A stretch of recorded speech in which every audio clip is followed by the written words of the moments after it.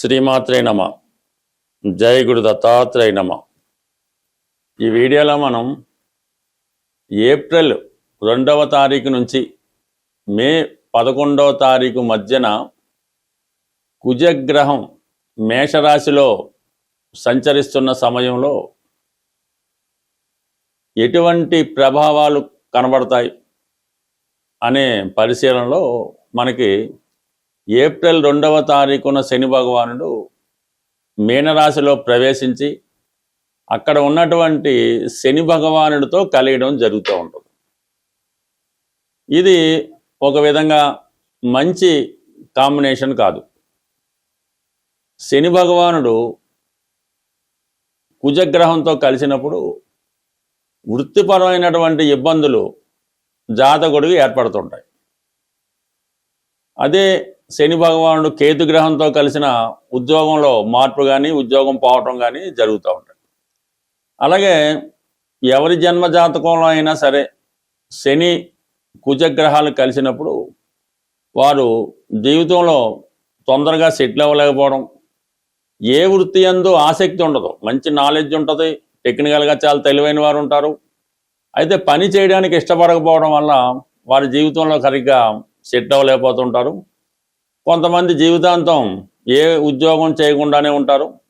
అలాగే పెళ్ళి కూడా చేసుకోకుండా ఉండేవాళ్ళు కూడా ఉంటుంటారు. ఒకవేళ వివాహం అయినా కూడా వారి జన్మజాతకంలో శని కుజులు కలిసి ఉంటే వివాహ జీవితం కూడా సరిగ్గా సాగపోవడం జరుగుతూ ఉంటుంది.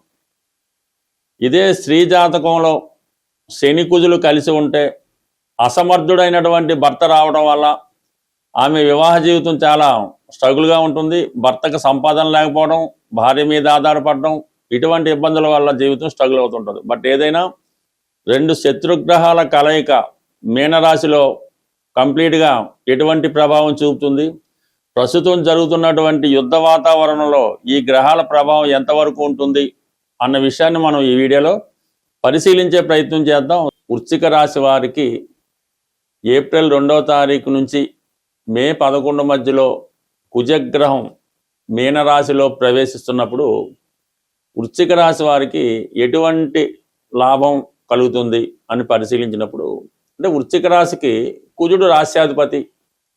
కంప్లీట్గా కుజుడు ఏ భావంలోకి వెళ్ళినా కొంతవరకు ఈ రాశి వారికి ఆ భావకారకత్వాలు అనుకూలంగా వచ్చేలాగా చేయడం జరుగుతూ ఉంటుంది. పంచమ స్థానంలో కుజుడు రావడం వల్ల ప్రధానంగా వృశ్చిక రాశి వారికి మీలో ఉన్నటువంటి క్రియేటివిటీ, టాలెంట్కి తగిన గుర్తింపు రావడం జరుగుతూ ఉంటుంది. మీ యొక్క సంతానం ఎవరైనా నిరుద్యోగులుగా ఉన్నా, కొత్తగా కాలేజీలో సీటు ప్రవేశిస్తున్నా, ఏదన్నా వివాహం కొరకు ప్రయత్నం చేస్తున్నా, కంప్లీట్గా ఈ సమయంలో మీకు ఆ ప్రయత్నాలు ఫలించే అవకాశం ఉంది. అంటే మీ యొక్క సంతానానికి ఉద్యోగ లాభం కలుగుతుంది. మీరు ఏదైతే ప్రయత్నం చేస్తున్నారో దాంట్లో సక్సెస్ అవుతుంది. అంటే మీ శిష్యులు లాంటి వాళ్ళు ఎవరున్నా వాళ్ళకి కూడా కలిసి వస్తూ ఉంటుంది అన్నమాట. అయితే మీకు వ్యక్తిగతంగా చూసినప్పుడు ఈ పంచమ స్థానంలో ఉన్నటువంటి శనితో ఈ కుజుడు కలియడం వల్ల చాలా వరకు ఈ స్పెక్యులేషను, ఈ షేర్ మార్కెట్టు, ఈ జోదం, అటువంటి వాటిలో ఈజీ మనీ లాంటి వాటిలో కంప్లీట్గా నష్టపోవడం జరుగుతూ ఉంటుంది. అయితే నష్టపోవడం కన్నా ఒకేసారి దాని యొక్క ప్రభావం ఏర్పడి ఆర్థిక పరంగా బాగా ఇబ్బంది పడడం, అది చేస్తున్న ఉద్యోగ వ్యాపారాల మీద ప్రభావం పడడం వల్ల కంప్లీట్గా చేస్తున్నటువంటి వృత్తి వ్యాపారాలు ఆగిపోవడం కానీ, ఉద్యోగంలో నష్టం, కష్టం, ఇబ్బంది కలగడం కానీ జరిగే అవకాశం ఉంది. ఇందువలన ఏంటంటే మీరు ఎట్టి పరిస్థితుల్లో కూడా ఇటువంటి ఈజీ మనీ, స్పెక్యులేషన్ సంబంధించిన వాటిలో పాల్గొకుండా ఉండడమే మంచిది. అలాగే ఏదైనా మనకు సంబంధం లేని విషయాల్లో ఏదైనా ప్రేమ వ్యవహారాలు కానీ, ఇతరుల యొక్క ప్రైవేట్ లైఫ్లో ఎంటర్ అవ్వడం కానీ, ఇతరుల యొక్క సమస్యల్ని మనం పరిష్కరిద్దామని వాళ్ళ సమస్యను మనం టేకప్ చేయడం వల్ల కొన్ని అనుకోని ఇబ్బందులు రావడం జరగవచ్చు. ఏదో ఒక ఇబ్బంది, అంటే ఏదో ఒక ఇబ్బందిలో ఇరుక్కునే సూచనలు ఉన్నాయి. ఏదన్నా ఇప్పుడు ఉన్నటువంటి ఈ సోషల్గా వస్తున్నటువంటి క్రైమ్స్ లాంటివి, అంటే ఈ సెల్ ఫోన్ల ద్వారా మనీ ట్రాపింగ్ అని, హనీ ట్రాపింగ్ అని, ఇటువంటి వాటిలో మీరు చిక్కుకొని ఇబ్బంది పడే అవకాశం ఉంది. కాబట్టి సాధ్యమైనంత వరకు పరిచయం లేని వారితో, కొత్త వారితో ఎటువంటి లావాదేవీలు పెట్టుకోవద్దు. ఈ చాటింగ్ పేరుతో, ఆన్లైన్ పేరుతో, ఈ వాట్సాప్, ఫేస్బుక్ వాటి ద్వారా పరిచయం పెంచుకొని అదేదో ప్రేమ వ్యవహారం అనుకొని లవ్ అఫేర్లో దిగడం కానీ, వాళ్ళు ఎవరిని పడితే వాళ్ళని నమ్మి ఏదో కొత్త కొత్త ఆలోచనలు, కొత్త కొత్త ప్రదేశాలు చూడటం కానీ, ఇటువంటి వారికి దూరంగా ఉంటే మంచిది. అంటే ఈ సమయంలో మేము చెప్పేది ఏంటంటే, మీరు ఏదో ఒక ట్రాప్లోనో, ఏదో ఒక క్రైమ్లోనో, ఎందులోనో ఒకదాన్ని ఇరుక్కొని అటు ఉద్యోగం పోగొట్టుకోవడం, పేరు ప్రతిష్టలు పోగొట్టుకోవడం, మీతో పాటు మీ కుటుంబాన్ని కూడా రోడ్డును పడేయడం జరుగుతుంటుంది. కాబట్టి ఈ సమయంలో చాలా జాగ్రత్తగా వ్యవహరిస్తూ, ఉద్యోగపరంగా జాగ్రత్తగా ఉద్యోగం చేసుకుంటూ, ఎటువంటి ఈజీ మనీ అటువంటి వాటికి ఆశపడకుండా జాగ్రత్తగా వ్యవహరించడం మంచిది. ఎస్పెషల్లీ స్టూడెంట్స్ లాంటి వాళ్ళు, పిల్లలు, విద్యార్థులు, ఎస్పెషల్లీ అమ్మాయిలు కూడా ఈ విషయంలో చాలా జాగ్రత్త వ్యవహరించవలసి ఉంటుంది.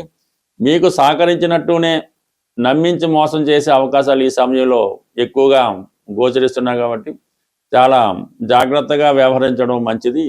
ఎందుకంటే ఓన్లీ ఈ శని కుజుల కలయికే కాకుండా 4వ స్థానంలో ఉన్నటువంటి రాహు, 10వ స్థానంలో కేతువు, అష్టమ స్థానంలో గురు, ఇవన్నీ కూడా మిమ్మల్ని ఏదో విధంగా అన్పాపులర్ చేసే సూచనలు కనబడుతున్నాయి. కాబట్టి చాలా జాగ్రత్తగా వ్యవహరించడం మంచిది.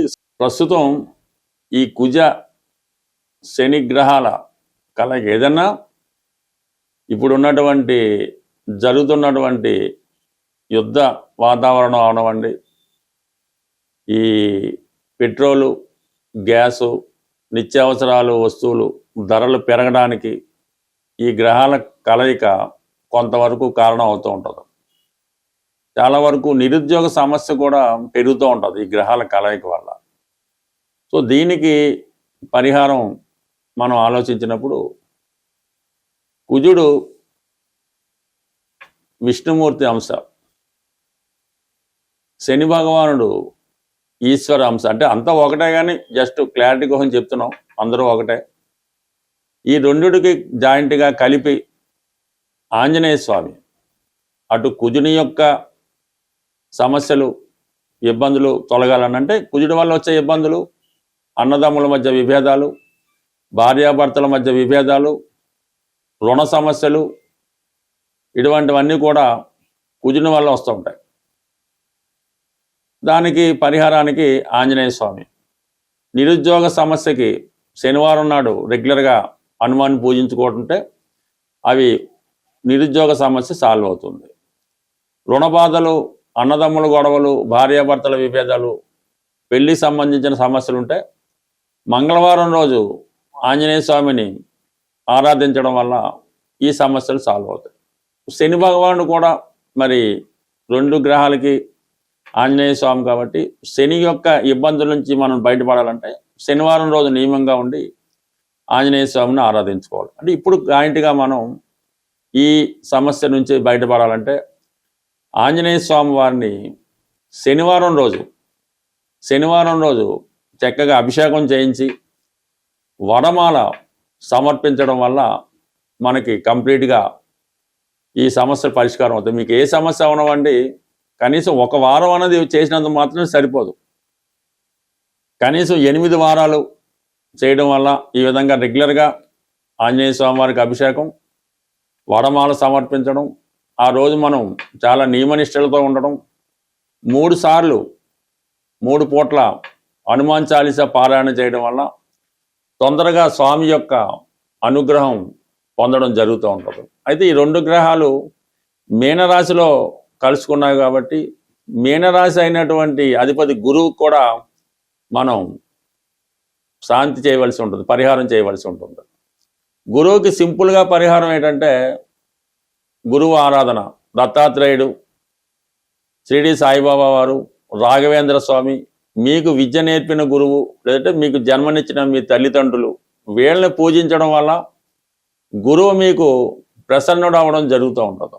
ఈ సమయంలో మీరు మరీ ఇబ్బందులతో ఉంటే మీ తల్లిదండ్రులకు కానీ మీ గురువుకు కానీ చక్కగా వాళ్ళని సత్కరించి ఒక మంచి వారికి ఇష్టమైనటువంటి వస్త్రాలు బహుమతిగా ఇవ్వడం వల్ల కంప్లీట్గా మీరు ఈ సమస్య నుంచి పరిష్కారం, సమస్య ఉన్నా లేకపోయినా కంప్లీట్గా గురుగ్రహ అనుగ్రహం కోసం దత్తాత్రేయుని ఆరాధించడం వల్ల, దత్తాత్రేయుని క్షేత్రాలు పిఠాపురం అవ్వచ్చు, షిరిడి అవ్వచ్చు, గాన్గాపూర్ అవ్వచ్చు, ఏదో ఒక దత్తక్షేత్రాన్ని దర్శించవచ్చు. లేదా మీ గురువు యొక్క గృహమే దత్తక్షేత్రం అవుతుంది.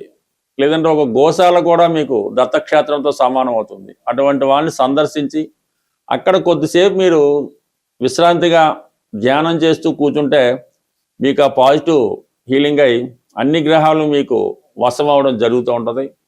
మనం గ్రహాలతో పరిచయం పెంచుకొని వాటిని ఆరాధిస్తూ ఉంటే గ్రహాలు మనతో మాట్లాడి అవి ఏం చేయాలో అవే చెప్తూ ఉంటాయి. స్వస్తి.